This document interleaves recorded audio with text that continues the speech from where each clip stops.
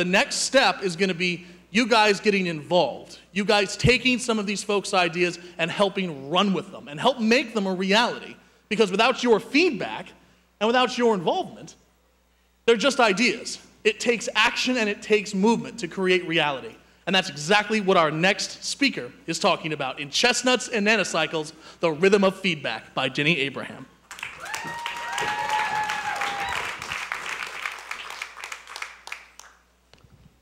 Before I began researching this talk, I didn't know what this was. This is the burr from the North American chestnut tree. Now, your grandparents and great-grandparents might be more familiar with it because in the beginning of the last century, nearly a quarter of the trees in the Appalachian region were chestnuts. Now, you can get high-quality timber and chestnuts from a chestnut tree, like in this song. But in the middle of the last century, the blight struck these trees, and they're no longer commercially viable. It's like the banana tree. And in the world of large projects, failure is more like chestnuts than like bananas. There's no plan B. These projects have mass and they have velocity, and there's nothing more difficult or more serious than when an elephant is charging you.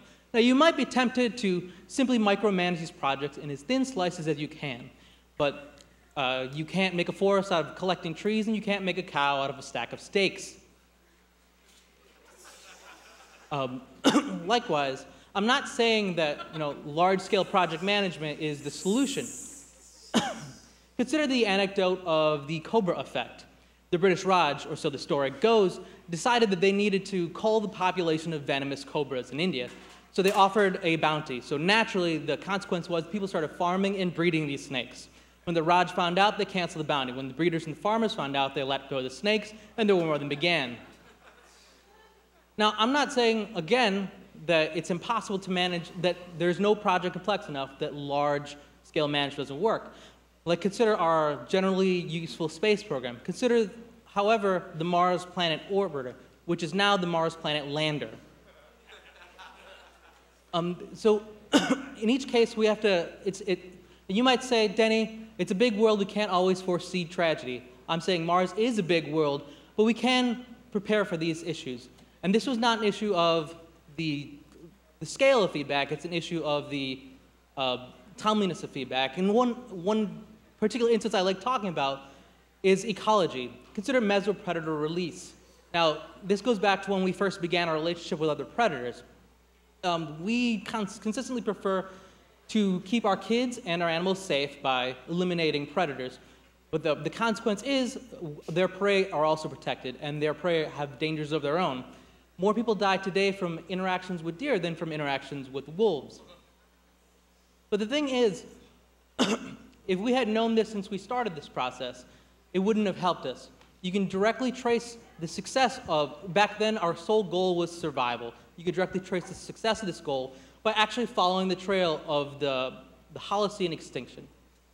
So we have to keep our feedback relevant to the goal at hand. Consider government subsidies for ethanol.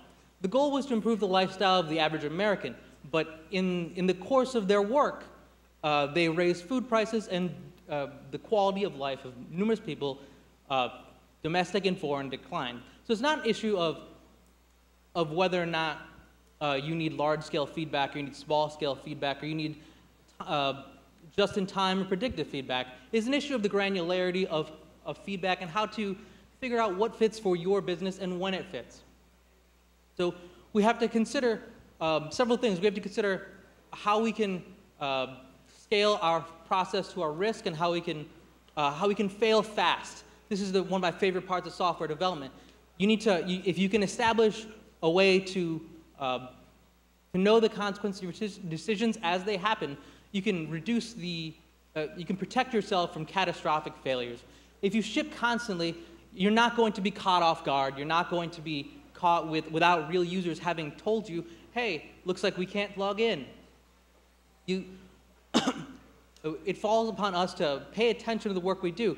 And in software, there's a lot of processes that have been built to kind of assemble these ideas. TDD, you build a set of tests. You test your design, your project. You set up a set of metrics that define what it means to be successful. And this isn't all about software. You have to consider that a movement is lean development. You know, as soon as a problem comes up, you handle it right there.